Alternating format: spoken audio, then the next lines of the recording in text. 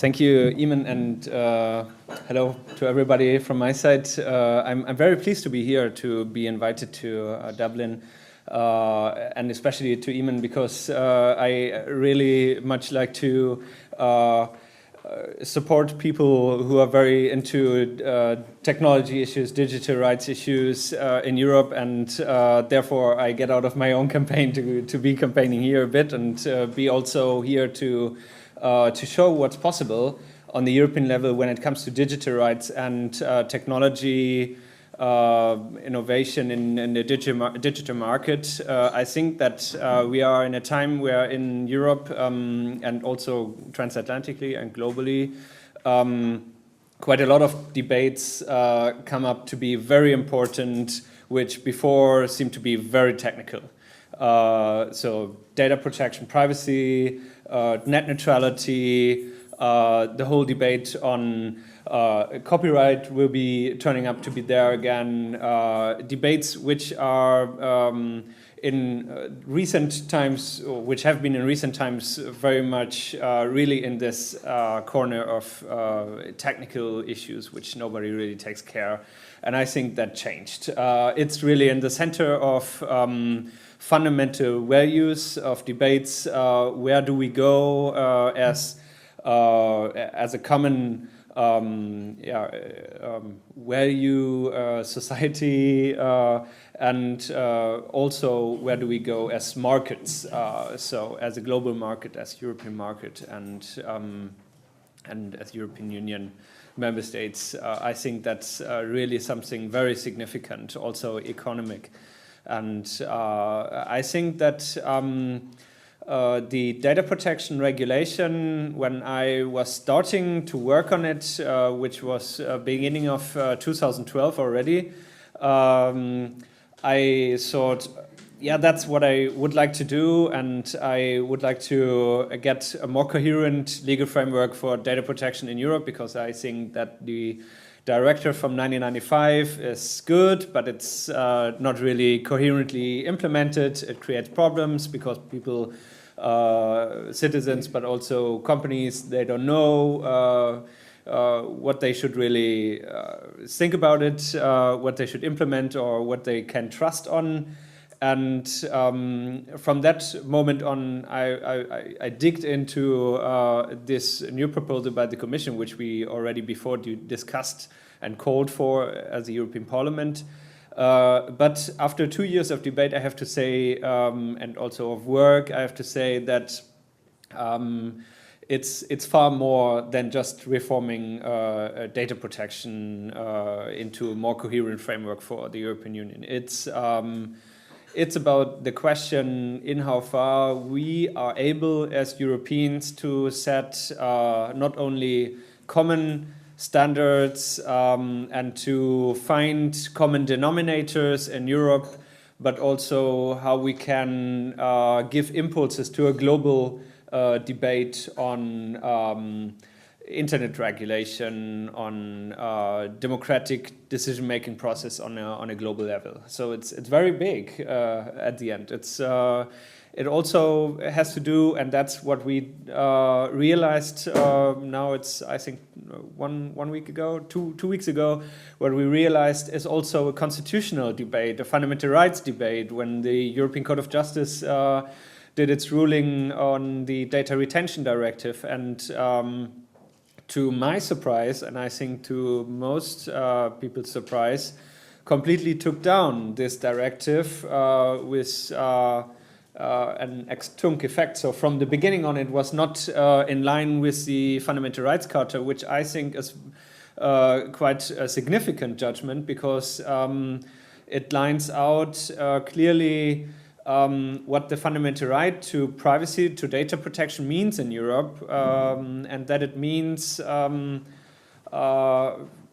somehow that there should be control on data processing and limitation to data processing only to what we think is appropriate or really necessary to be processed. And I think that's a very important issue, because in recent years, or perhaps even only months, we debated the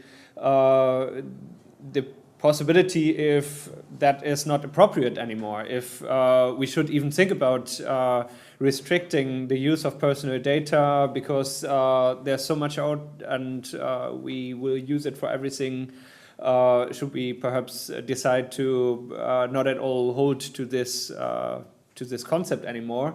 I think that the court very clearly answered differently to that debate, and clearly that this fundamental right is there and that it stands somewhere in a constitutional framework, and that we need to protect it, and that there's reason for it, and that's very important.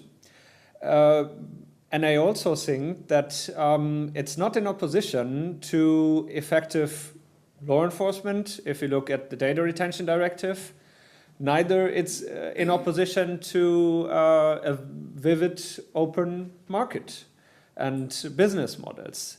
I even think that it's perhaps the opposite, and we need to realize it, that effective law enforcement, for example, is only possible if we have standards we can really trust on as society, if we think that law enforcement respects some rules which makes it the good side and not being some arbitrary or very far-reaching bad institution, but also that business needs the trust and common standards and a level playing field, a comparable standard to be able to do business and to be able to sell products or services to consumers and to get citizens involved in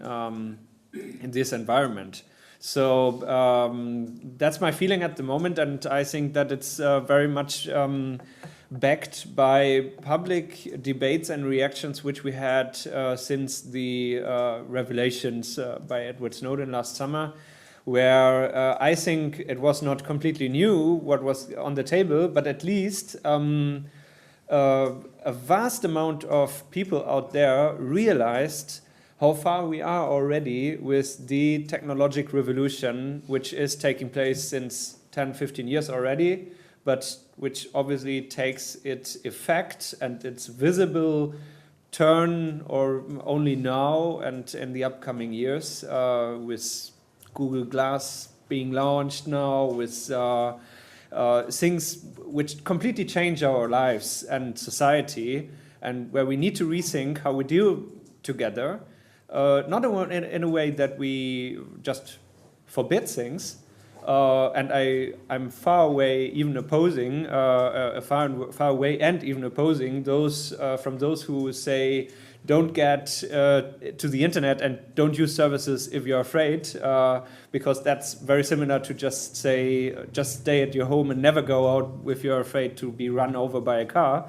But I am very much with those saying I want to go out on the street, but I think we need some basic traffic rules which we really need to discuss together, and not only from those who have very strong interests on the street, but also from those who just want to walk on the street. And that's in front of us, and that's what we do with the data protection regulation. And I'm very pleased that we had such a remarkable vote in the European Parliament. I think it doesn't come out of the blue. It's also showing that the direct representatives of the European citizens, which are the European parliamentarians, one have to remind again and again that they are directly elected, like now upcoming months, and they represent the feelings and the ideas which are broadly out there in the publics in the European Union, perhaps not one public, but different publics, but these are taking these debates very serious, and it's represented in the European Parliament's vote. And I would say that it's very important to get this into account, and I would even say that this regulation is to come. The question is only when we will get it voted, because the ministers have to still agree. and in how far we will have very hard or soft negotiations between Parliament and Council. I think it would be a huge step, especially, by the way, for Ireland. We have the commissioner here. I would say the one-stop shop and the consistency mechanism is a very important step forward. I'm very convinced of the position of the European Parliament, which says clearly that the one-stop shop for one authority to be competent for the enforcement should stay.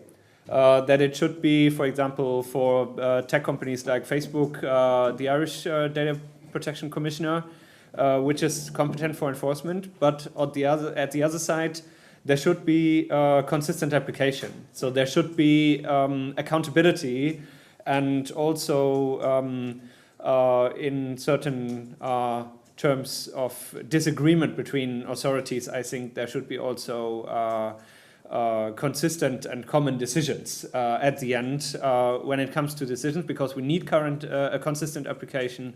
By the way, that's not only the task for data protection commissioners, that will be also the task for even tax authorities or others in the future, if we talk about the prospect of a coherent European single market. We will have to talk about further issues, and therefore data protection might be an avant-garde forum for those debates and for experiments to walk ahead. So I'm very pleased to be here and answer any question you have, and thank you very much again for the invitation.